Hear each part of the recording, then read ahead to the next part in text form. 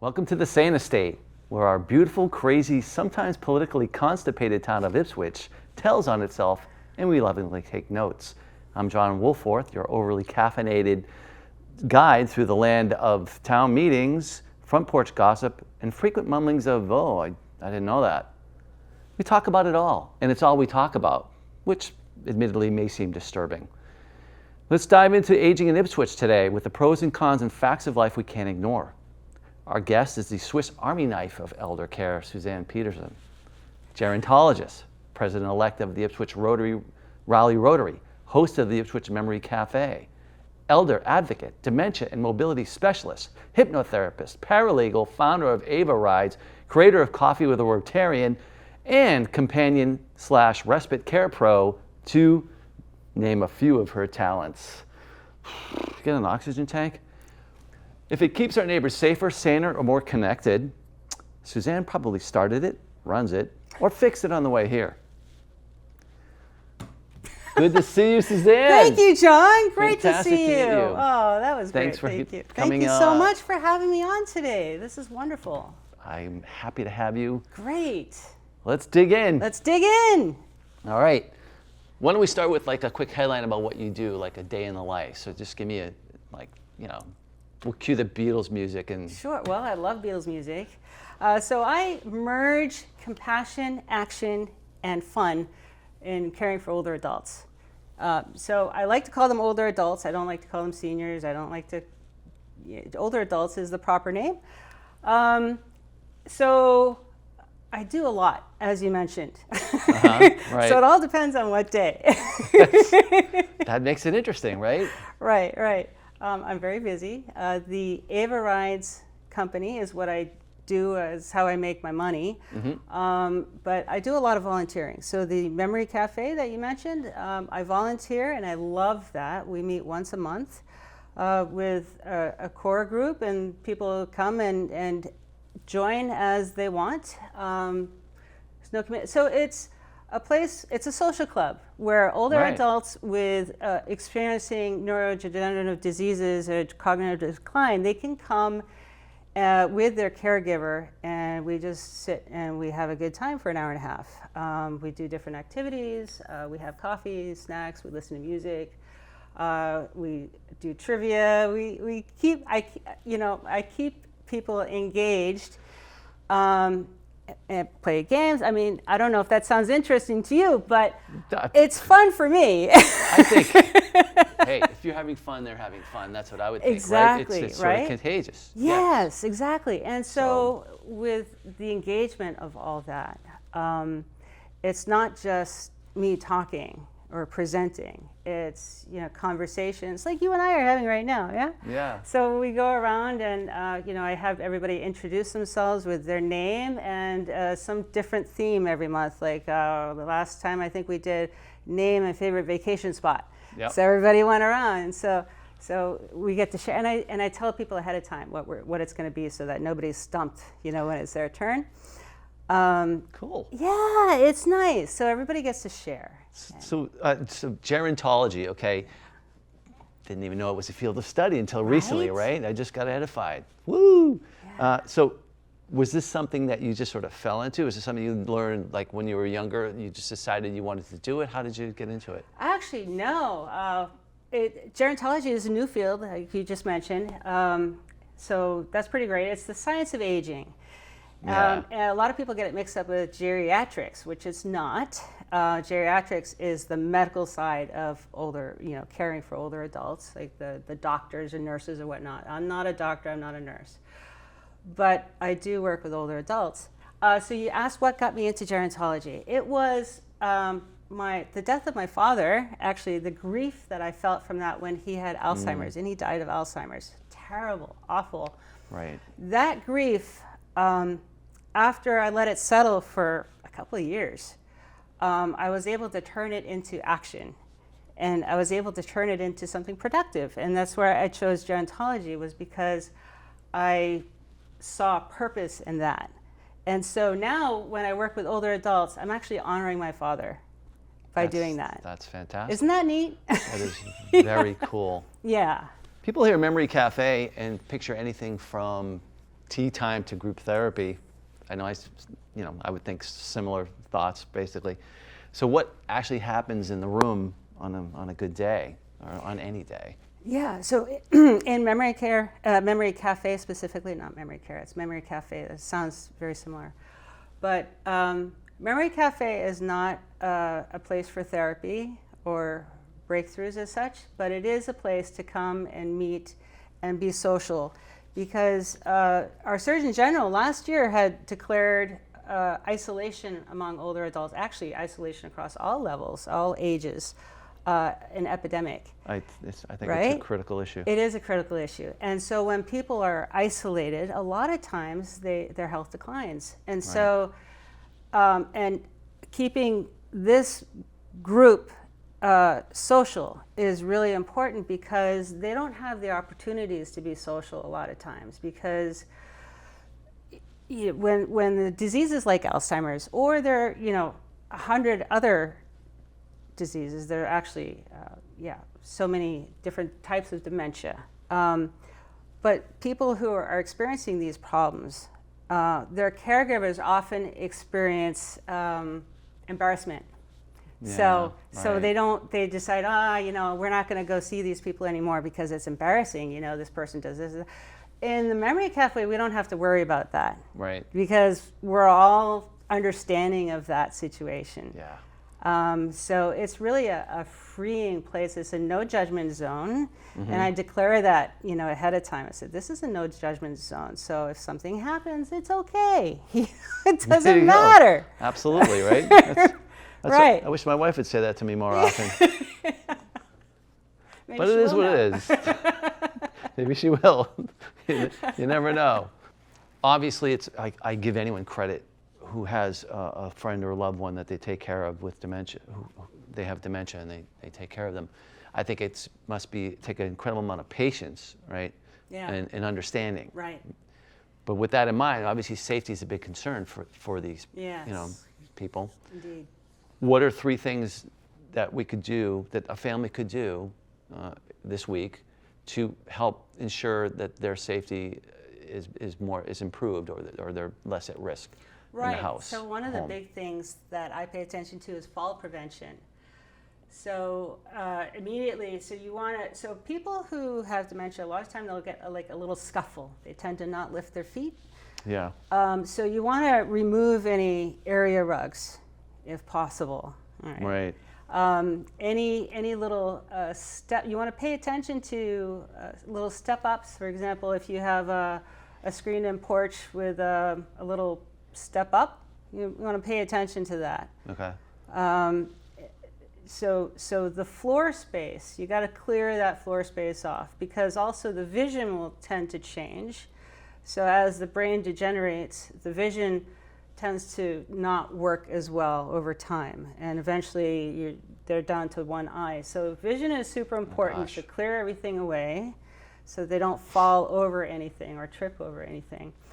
Also, grab bars are really important. So it's good to be proactive about things rather than reactive. So you want to put the grab bars in the bathroom before somebody falls, right? Makes sense. So, and these new grab bar designs don't have to look all medical. They don't have to look like they're in a hospital. They're designed really well now. You can get them at Home Depot. They're designer grab they bars. got to be designer, right? A little decorative aspect to it, Nice. Maybe a disco ball on it or something. Well, I haven't seen the disco ball yet, but it could. Yeah, you might have something there. Okay. But shower grab bar and one in front of the toilet at minimum.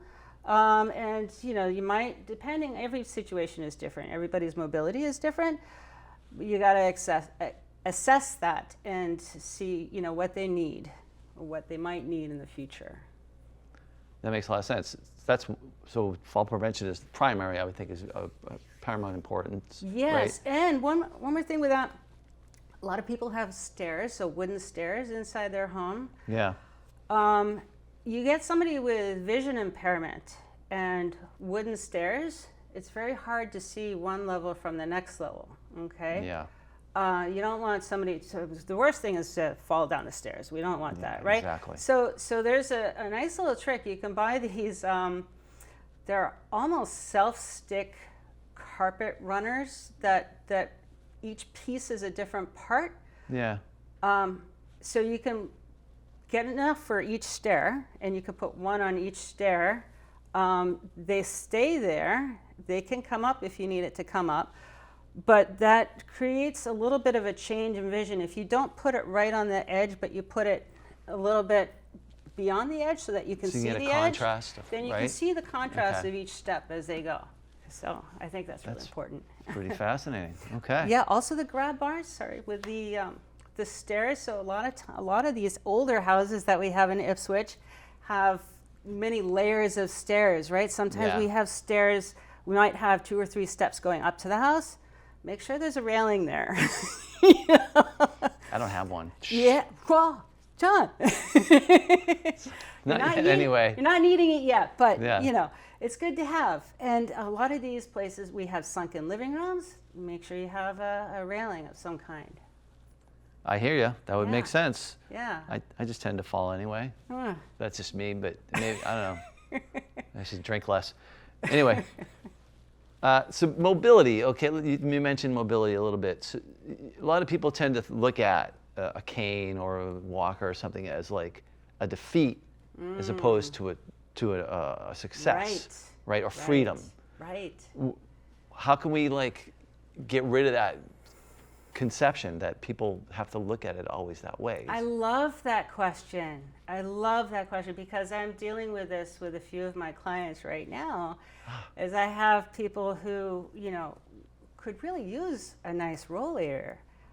It's not a question of getting one or buying it. It's a question that they don't want to use it because they feel like if they use it, they'll feel old. Yeah. Or they'll feel like people think they're old. It's the, what is everybody going to think of me? When that really shouldn't be the question. So if you've ever seen somebody use a rollator, some of them are very fast. You get these all-terrain rollators with the nice big wheels.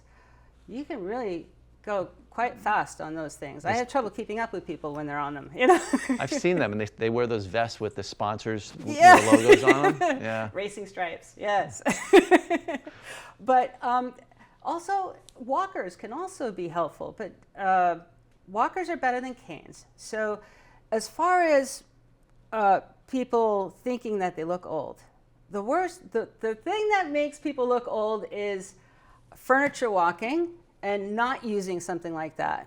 Yeah. Right? Yeah, I would agree with that. Or when somebody is unstable because they have trouble walking, but they refuse to use something, that's what makes them look old.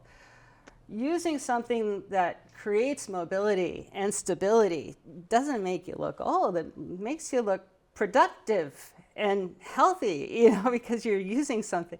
So you got a problem. You're practical. You took a practical approach to solving it. Right. Yeah, and you're going to be safe. Yeah, and you can go anywhere with those things.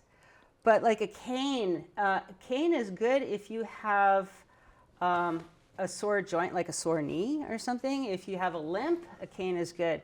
But a cane doesn't help you stabilize if you have mobility issues. Yeah. So a lot of people think that the cane is the first step to a walker. It's not.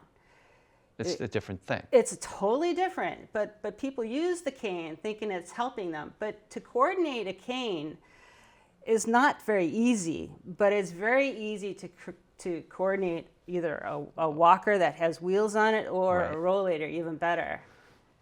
So why do they always have to use tennis balls on the back of walkers? Why can't they just put pads on it? I don't get it. Yeah. Well, they do have skis now. They call them skis. I wish they were really skis, but they're not real skis. These little plastic things that glide on the floor. So you can use those instead of tennis balls. So you have the wheel on the front. This is the basic walker. Wheel on the front. Usually it comes with like a stub on the back, but you can take the stub off and you can put either like the tennis ball, which I agree, looks kind of goofy. You could put the skis on, and they have pads for the skis. They have like socks for the skis, so they can go over smooth surfaces. I'm just like, what's wrong with the manufacturer? You're that cheap? You can't do something? They can put tennis balls on there? I mean, they should come up with like a Terminator foot. That's what I like. You know? Yeah, so it's I like that. And then it's like sits flat when you push down. Right? Like, hey, anyone listening to this inventor? Let's talk. Terminator feet walkers. I like it. All right. So you mentioned, I mean, how people walking like that. So I heard this term shoe test. What is that, and what's a particular type of shoe test? A shoe test.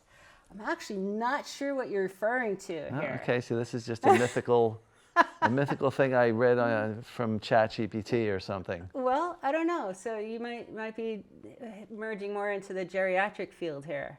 So you think that's what it is? Yeah. So okay. is it I a showed medical? you how little I know here. So, so I'm assuming that you're meaning something about stability, right? If you have, that's what I would think. Or if you have the thought it wrong was- footwear, you're not going to be stable, right? Okay, so maybe it's that. Yeah. I was thinking that because we were talking about like shuffling across the floor or like getting rid of any area rugs and stuff like that. Yeah. Like you want to have shoes that are ready to account for that or something. Absolutely. No, absolutely. A lot of people, they have arthritis in their feet. They need specialized footwear a lot of times. So it's good to see that podiatrist, and they might need arch support. But yeah, good footwear is important. Okay, folks, forget the shoe test thing now. Something with that. So shoe technology has changed.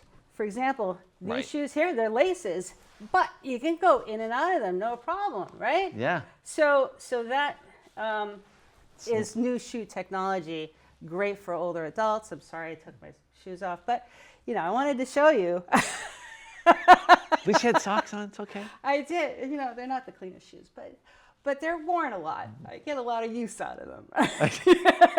I just bring the cleanest shoes I have. Look, of course, they're also green, so they probably, I don't know if they're showing up. But anyway. No, they look great. But these are like the step and go. So, the older adults, you don't have to go down and tie your laces anymore. Yep. You don't have to have other people tie your laces anymore either. You just step in, go, and you just take them off. It's great technology. These are Kiziks. Kizik. Yeah. So, well, everyone probably knows Skechers, right? Yeah. Kizik is like an acronym of the Skechers, or what? No, it's a totally different company. But I think the Skechers Anagram, does have not acronym. that type of thing. Yeah, sorry. Shoes. No, it's just semantic issues here. Okay, so hopefully some of this information you're finding valuable, and if you know someone who might want to know more about this, you should tell them about the show. Absolutely. All right, so hypnotherapy, Yes. right? You see the TV shows, it's like, oh, we have to take them back. Right? Like Look at my regression. pocket watch. Right. Or look me in the eye. Regress to your childhood, yes. Right? So, of course, that's a lot of bunk. We know that it's much different than that in Right. real life, right? So once you give us some insight on how it actually helps people, is it things with like sleep or pain, anxiety, or other types of issues? Like what's the most effective use of it? It can be all of that. And Okay. that's what I used to use it for before I started working with older adults. And just recently, last couple of years, I've come to realize that, wow, older adults could really use this too. You might have heard of neuroplasticity, right? The word, I don't know what the hell it means. I mean, So it just means that you can regrow or grow brain cells where there weren't any before. So we used to think that once the brain cells die, that's it. You don't grow any more brain cells. But it turns out that's not true. We do. whew, Right? Thank I know. heaven. Thank God. Yeah. So that's really good news. And so I'm discovering that hypnotherapy can actually help with that through, what we tell ourselves, through suggestions, through imagery. It's really good. So, and I'm not the first one to think of neuroplasticity with hypnotherapy. It's been done for people with strokes. no kidding. If you come right after the stroke, there are certain things that you need to do, but you can really help a person a great deal with that technology, right? And Yeah. so with a similar philosophy, you know, I'm not saying, okay, heal your Alzheimer's now. You know, that's not what I'm saying. But it can help with things like bathing or sleeping or anxiety, or, you know, one thing at a time. And it depends on the person. So, you know, I tailor each session Yeah. to that individual. So I don't have any repeat sessions. So what might be for you wouldn't be for the next person, right? Right. So if I were to sit with you and do a hypnotherapy session, I would sit with you first for maybe an hour and just talk. Just like now. Yes, just like now, right? Except we'd create a few goals, like No. what you would want to have come out of it, what you would want to work on. Okay. Right? Makes total sense. And then Sure. we would work together on creating that session, because it has to fit you. Because if it doesn't fit you, it won't work. Because your subconscious mind will only accept what it wants to accept. So This is true, yeah. I can't make you turn into a chicken, because you're not going to want to do that. I was going to ask, did you just hypnotize me earlier and I didn't know it? Like, and that See? make me do a backflip because my neck really hurts? Oh, your neck. So we can. Maybe. All right, maybe not. But, okay, so we know that obviously there's all kinds of people benefit from this, or all Yeah. kinds of conditions. Who isn't a great candidate? I haven't met any. So it works really well. Some people will be able to do it better than others. People who meditate will do really well with it. All right. Okay. Yeah. Not everybody is able to right away. I remember my dad, when I was learning how to be a hypnotist, I had him I did a session with him, and he just couldn't close his eyes. He had his eyes open the whole time. I'm like, close your eyes. That didn't work that way, right? It doesn't work if you just sit there and go, not going to do it. Right. Right, exactly. You can't You have to hypnotize me. Exactly. So you have to be willing. And, All right. And it's actually the client, the person receiving the hypnotherapy, they're the ones who are doing most of the work. I'm just a guide. Right. Makes sense. Yeah. I would do that. Yeah. So how would a session feel for like a skeptic though? Like, I think just like what you're saying. Right. He's like, yeah, So- don't buy this crap. Exactly. So a skeptic, it's not going to work. Because the mind is powerful. You can very easily overcome. You're not going to accept, as a skeptic, you're not going to accept suggestions. You're not going to accept any suggestion. So I don't know that we would even get to that point, because we have the conversation first and then write the whole script. And I don't think at this point, the way I have it, I don't think I would have a skeptic like that. Good, because they're a pain. They really are. Yeah, tell me about it. So, as I mentioned in the beginning, you're also a bit of a paralegal eagle, Yeah, right? paralegal eagle, yes.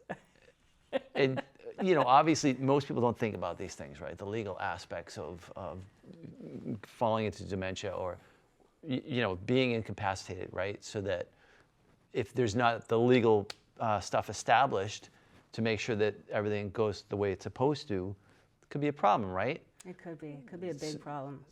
So how do you, what's, like, I'm sure there's a couple of more important pieces of documentation that probably should be established. When people start thinking about, well, you probably should be thinking about this in your 50s or 40s or I don't know. I mean, where do you start thinking about that and making sure those things are in place? Those are great questions. So it's never too early to make a will, first of all. Right. I do need to say I'm a paralegal, but I'm not an attorney, so I'm not allowed to give legal advice. So I was going to say that. This is not legal advice. Okay.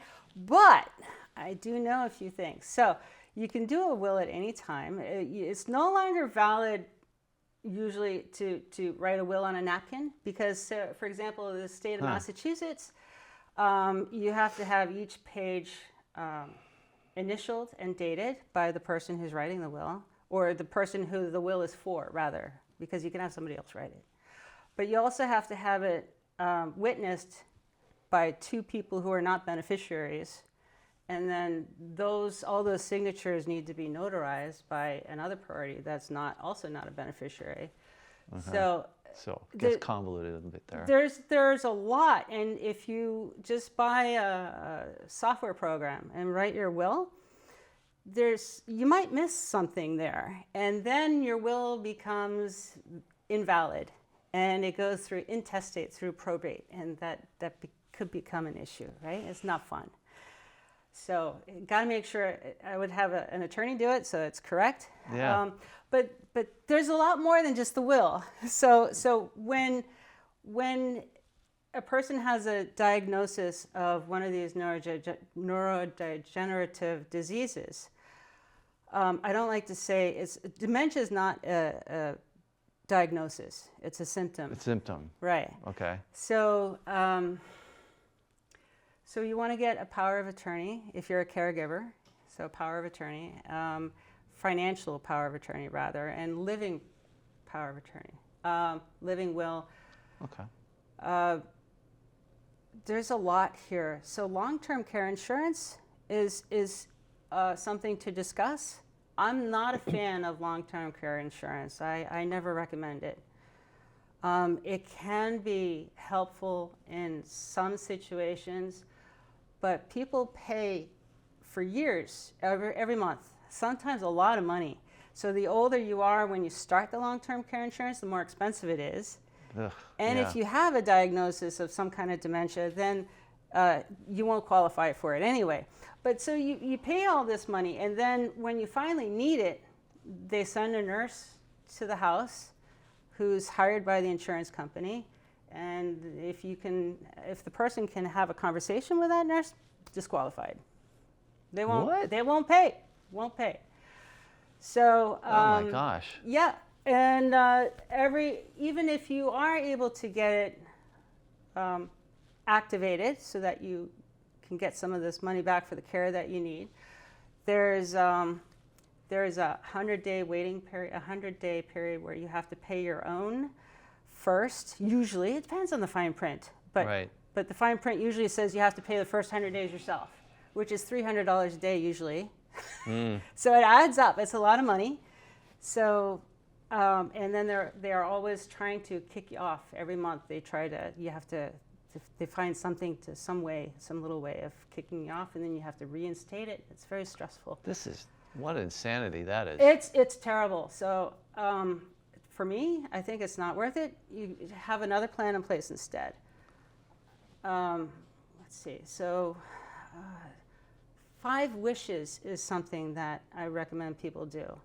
And Okay. 5 wishes, 5wishes.org, I think it is. Okay. Which is, it takes you through all the planning, but it not only just the planning, it also takes you through like what your favorite music is, what your favorite songs are, how do you want to be treated when you can't talk anymore, Wow. So it's very thought-provoking, and it's much harder to do than I thought, because I went and did it. I was like, wow, that's very, it's very good to do, but it takes a long time. You can't just breeze through it. It's also quite deep about mortality, right? Right. And that's something most people don't want to think about. Right. So Right, absolutely. That's a tough. I So, can't imagine. but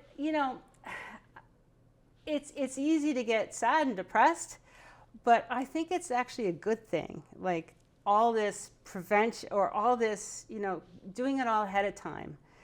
It's really good to do that. I agree. I agree, and I haven't, but maybe there's some inspiration here. There you go. We shall see.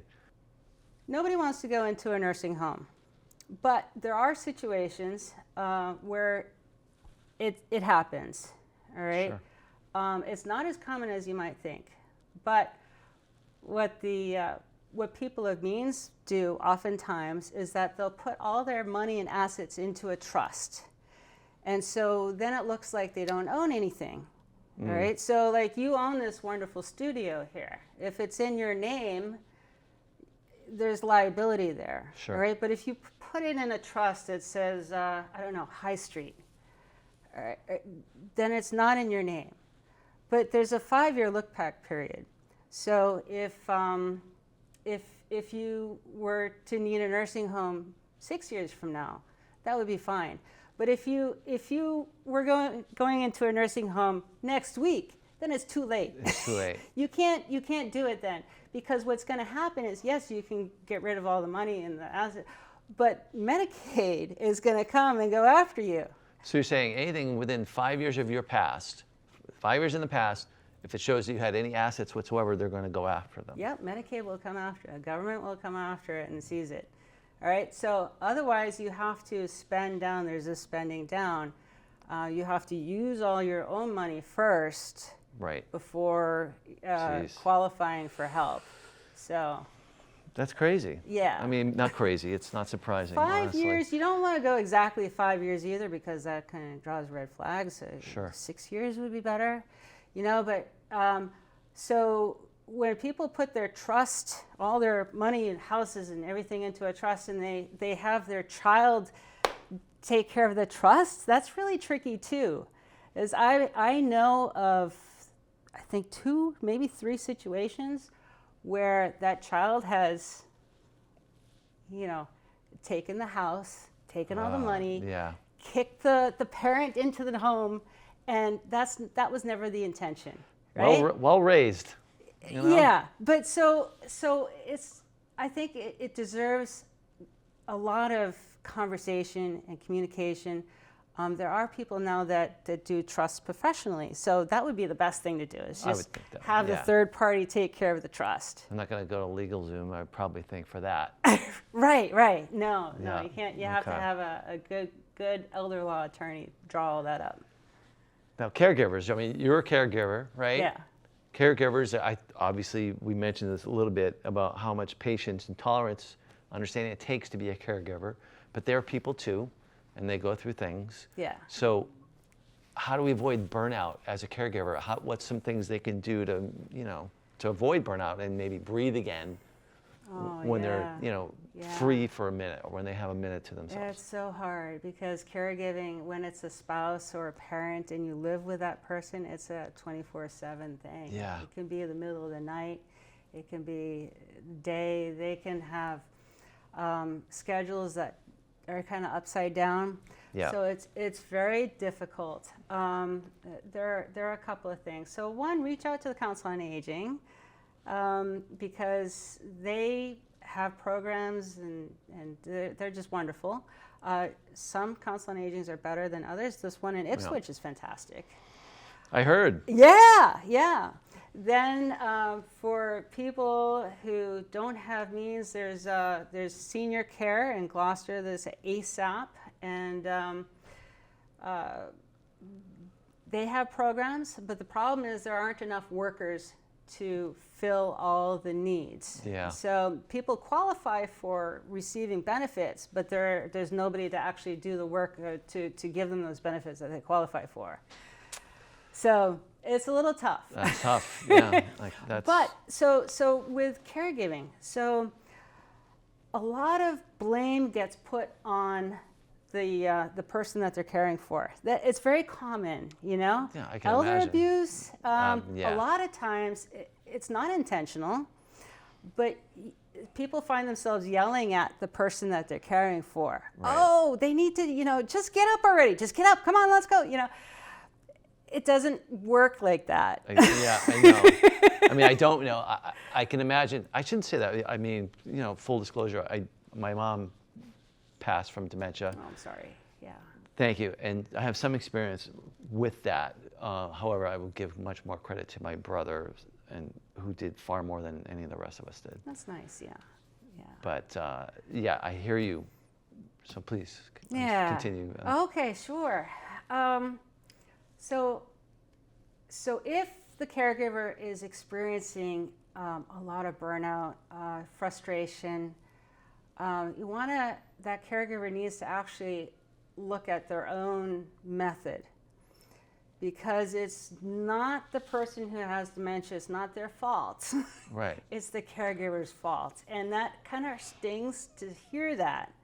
Sure. But it also is empowering, because if you can recognize that, okay, if I can recognize that it's my fault that he's behaving this way, then it also gives me the power to turn that around, figure it out, and say, oh, okay, well, let's do it differently, you know. So, and you'll notice when you start using different methods, different techniques, treating people with respect and being nice to people and smiling at them, you know, it's so helpful. It's so helpful. Yeah. And it also feels good. I can imagine, yeah. Yeah. I would see where that would be. It kind of a reflection, right? Yeah. In a way. Yeah. And also with AvaRides, I can take either the caregiver or the person that we're caring for out and bring them shopping, you know, go on a scenic ride. Yeah, so go get the haircut, you know. Right. So AvaRides, that's another subject we was going to bring up. Again, another brilliant idea. and obviously we know isolation, again, challenge. Transportation is a challenge. Right. So what need were you filling? Why wasn't there the need, or why wasn't the need filled already before AvaRides came along? Isn't that amazing? Yeah. So a lot of people think, oh, Uber. Oh, there's so many problems with Uber, with older adults. For example, you call Uber. If you have a mobility problem and you call Uber and you're waiting inside your house, there's a very small chance of actually getting that Uber ride, because they'll take off before you get to the car. That is so cruel. Isn't it? Yeah. Man. Yeah, and then if you can get to the car on time, they're not going to fold your walker and put it in the car. They're not going to take your rollator and put it in the car. They're going to make you do that. All right?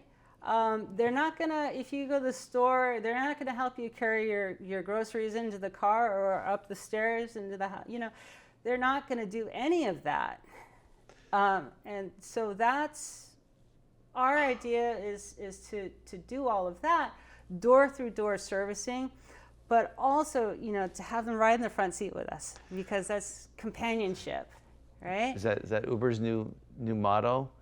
If you're looking for empathy, call, you know, Mr. Rogers. Jeez. So, yeah, well, Uber. I can't believe that. They don't have really train. I used to be an Uber driver. There's no training. I think there's a small video you watch or something.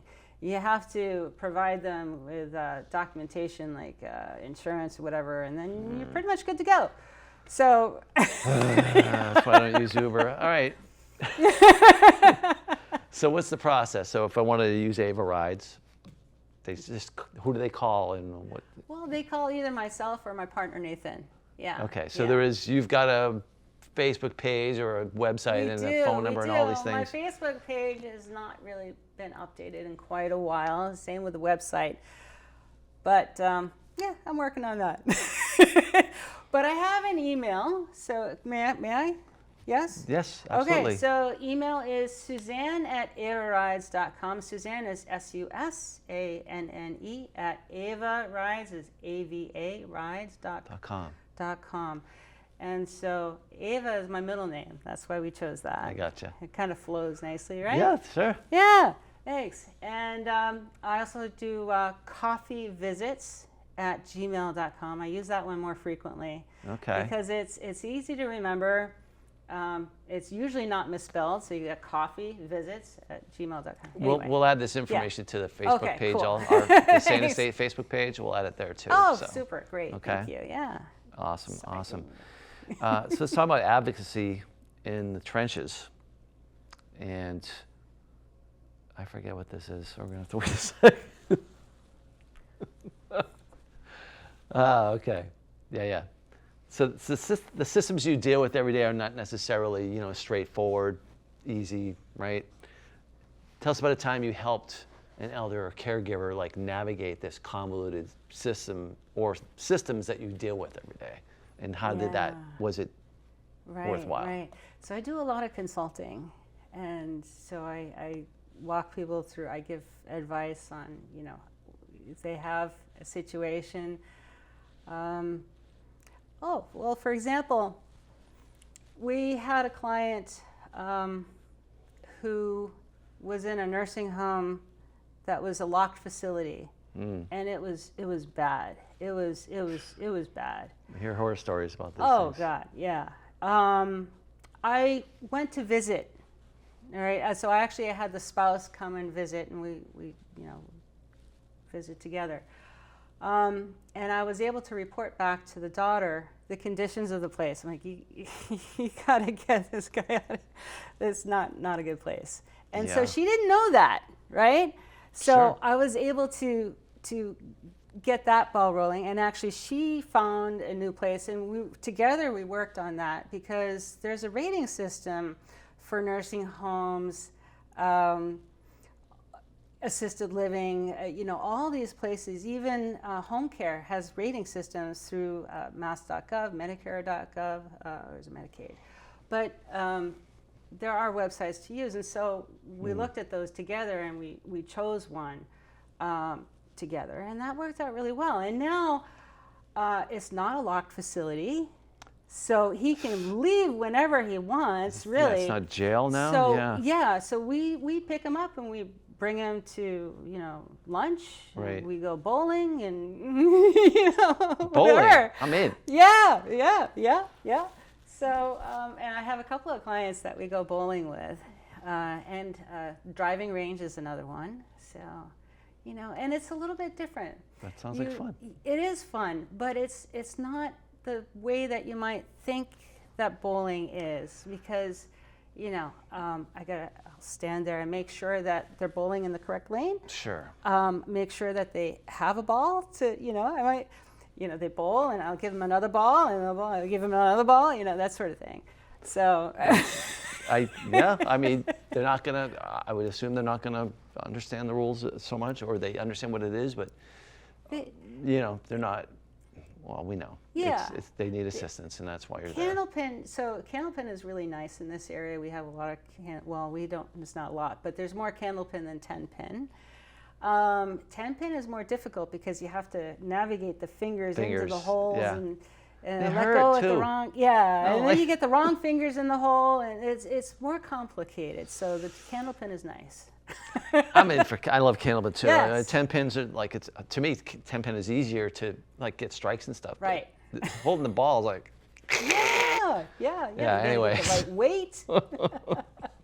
Ipswich, like many other towns, we're still evolving. We're not up with the needs of an aging population, I don't think. Again, a lot of towns aren't. They don't understand or have ever planned for people with limited mobility, for example. So now the town, select board comes to you and says, yeah, you can have one wish. What's one thing you want to change in this town to improve the situation for the people who need it? If I only had one wish, that's hard. Well, let's just start with one, or you can say three, and but elaborate on one. So. All right, I'll start with one. Thank you. What a wonderful thought. So the first thing I would do is create smooth sidewalks through town. So Ipswich is supposedly a walkable city, right? We have the designation of walkable city. Yeah. Walkable town. Some of it is, we have some nice benches that were put on Market Street for people to sit and enjoy, and that's wonderful. We have the really nice space down up behind Zoomies where people gather and watch free concerts, and there's that nice walk area by the river.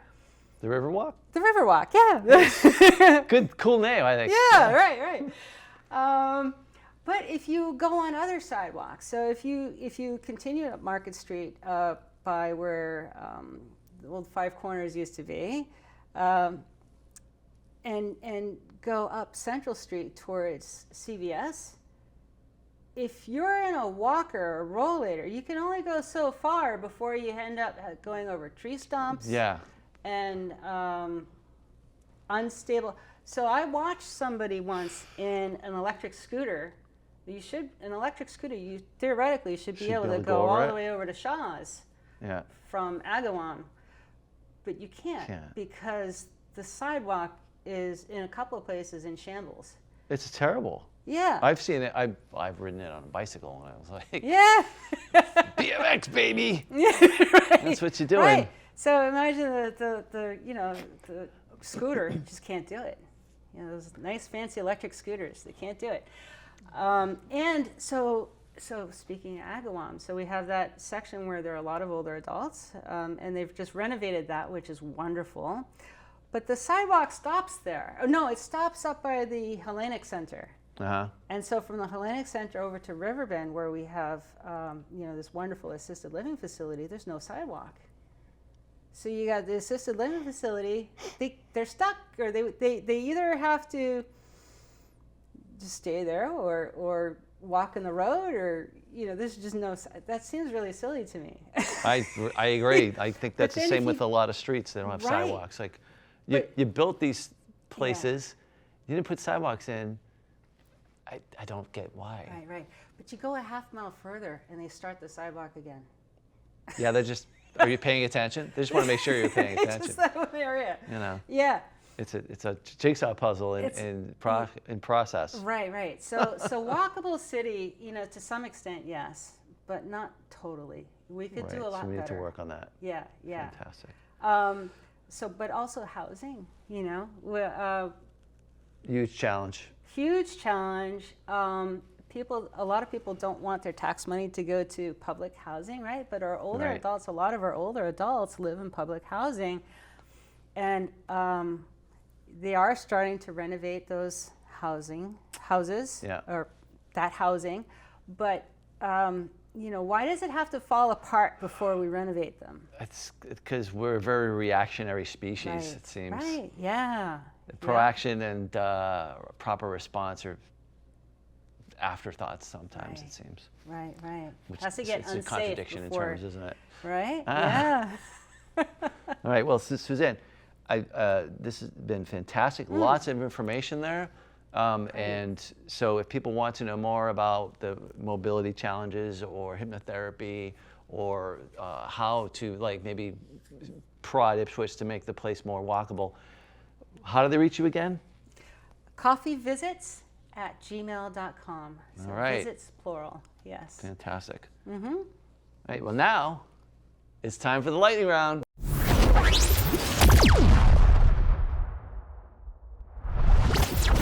Lightning round. I mentioned this before, but I didn't tell you what the questions were because what we do here is we basically ask some very serious, possibly very stupid questions. Okay? And we want you to answer, but legitimately. Okay. This has to sound like you actually know what we're talking about. Okay? Ready? Ready. Lacrosse or curling? Curling. Well, great so far, but which sport would be improved with clown shoes? Ooh, curling. Ta-da! All right, I like it. Cereal. Is it a soup or a gazpacho? It could be a soup if you put enough milk in it, yeah? I'm going to go with gazpacho, though, because it's cold. Yeah, right? Cereal, soup's hot. Yeah. All right. So we mentioned coffee with a Rotarian. Yes. Right? Oh, I wanted to mention, one thing with coffee with a Rotarian. It's not entirely my idea. There were a number of us who worked on that to develop it, but also the guy who started the program, his name is Chris Davis. And Davis. He's shout out. Chris, yes, shout out to Chris Davis from the Ipswich Rowley Rotary Club. He's amazing. Right. This was his idea. I came on board as an advisor, and then I just kept on going. Wondrous. So it was good. But also Nathan Lemon was on there with me, and Ann Witzik. So together, the four of us. And integral to that program is the Council on Aging, because there are oversight, so it's the older adults that we have coffee with, so it's coffee and conversation with older adults. So now we know. Sorry, I'm off the track for lightning round. That's okay. We're going to get back there. So if I had coffee with a Rotarian, would we have to sit at a round table? Any table you want. All right, that's a relief on my mind, I must say. So the program is designed to combat isolation in older adults. So homebound or isolated older adults. I see. So there is an objective here. They're invited to participate, and then our volunteers from the Ipswich Rowley Club will give them a call and come by with coffee if they want coffee. Not everybody likes coffee, but most do. So we'll come by with a coffee and have conversation, and that's really it. That sounds great. Isn't it great? I think it's great. Plus it's coffee, Well, which is always great. which is always great. Now, if you see a murder of crows, do you call the police? It's a flock, right? A murder of crows is a flock. Isn't that funny? That's a really strange term. Indeed, exactly what it is, Yeah. right? At a silent auction, Oh, silent auction. do you have to mime your bids? That would be good. We should do that. I would. I would be into it. So I think I can't even do it. But I we'd have think to practice. we're gonna do. I love that idea. No, but I love that idea. I think we're gonna do that. We'll try right. that out with our. We have the silent auctions in our Rotary Club sometimes at Christmas parties or whatever. We'll try that out. See if it works. I'm looking forward to it. Would a seeing eye dog fail a blind taste test? Ooh. No. I think that's probably correct. We're gonna go with no. And the final Funny thing. lightning round question: true or false? I'm a fantastic interviewer. You are. You're the best. Look at you. Am I turning red? Can we turn that color down? All right. So as we mentioned earlier, you can find Susanne's information through coffee visits at gmail.com or on the Sane Estate Facebook page. So thank you so much for being here, Susanne. This has been great. Wonderful. This was a lot of fun. Thank you so much. That was Susanne Pedersen, part clinician, part connector, part air traffic controller for a town that's aging fast and deserves to age well. Yes. If something you heard today made you think of a loved one, neighbor, or a friend, don't wait for that perfect time that never comes. Reach out, show up, and remind them that they matter. It's always okay to be, but not always okay to be alone. If you've got a story about Ipswich, Five Corners road rage, town hall tribulations, or you're the reason that Chopebridge Pub doesn't offer all-you-can-eat clams, reach out.